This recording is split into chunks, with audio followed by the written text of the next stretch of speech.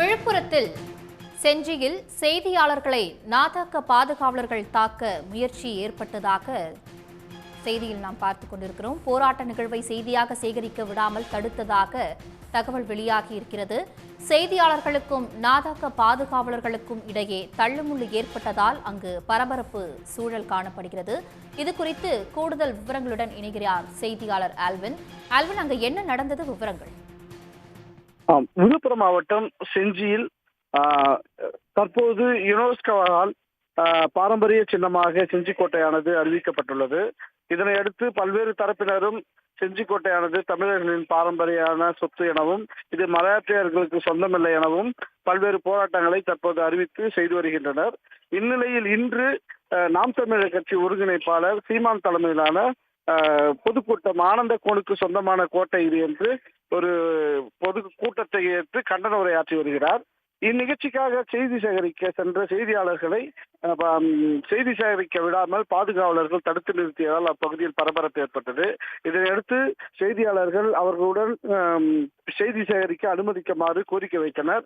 இதனை மறுத்த பவுன்சர்கள் செய்தியாளர்களிடம் தகாத வார்த்தைகளை பேச ஆரம்பித்தனர். இதனால் செய்தியாளர்கள் அவ்விடத்திலிருந்து வெளியேறிய போது கட்சியின் தலைவர் சீமான் அவர்கள் மேடையில் இருந்து கீழே இறங்கி தாக்குவதற்கு போல் வேகமாக வந்து மேடையிலிருந்து கீழே இறங்கிய காட்சியால் அங்கு பரபரப்பு ஏற்பட்டது. அதாவது செய்தி சேகரிக்க சென்ற செய்தியாளர்களுக்கு தகுந்த எவ்வித ஏற்பாடுமின்றி அவர்களை தாக்க முயன்ற சம்பவம் அப்பகுதியில் பெரும் பரபரப்பு ஏற்பட்டது.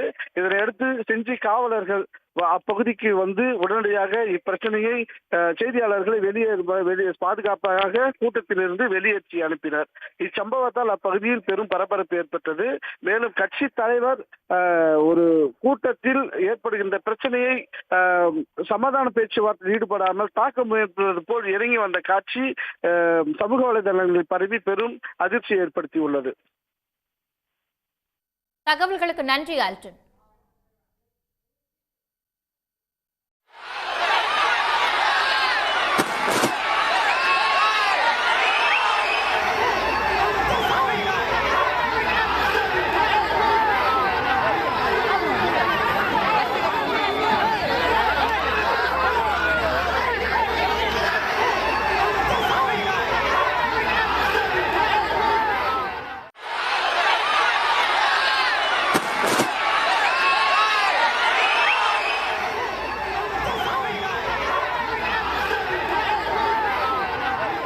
உடனுக்குடன் செய்திகளை தெரிந்து கொள்ள சன் நியூஸ் பெல் ஐகானை கிளிக் பண்ணுங்க.